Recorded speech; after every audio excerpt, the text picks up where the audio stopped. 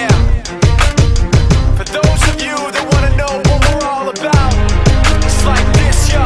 This is 10% luck, 20% skill, 15% concentrated power of will, 5% pleasure, 50% pain, and 100% reason to remember the name.